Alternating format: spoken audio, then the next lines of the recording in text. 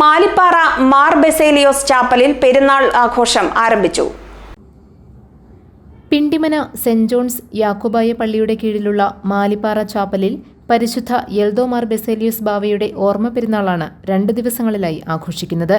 വികാരി father John കോമയിൽ കൊടിയേറ്റി.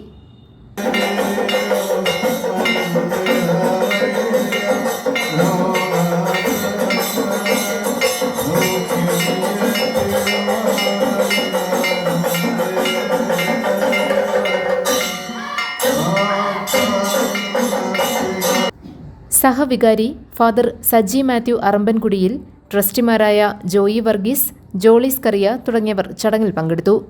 വ്യാഴാഴ്ച രാവിലെ 8-ന് വിശുദ്ധ മൂന്നിന്മേൽ കുർബാന ഉണ്ടായിരിക്കും. തുടർന്ന് ഫാദർ എൽദോസ് കുമ്മങ്കോട്ടിൽ പ്രസംഗിക്കും. നേർച്ച സദ്യയോടുകൂടി പെരുന്നാൾ സമാപിക്കും. GTV news, Pindimana.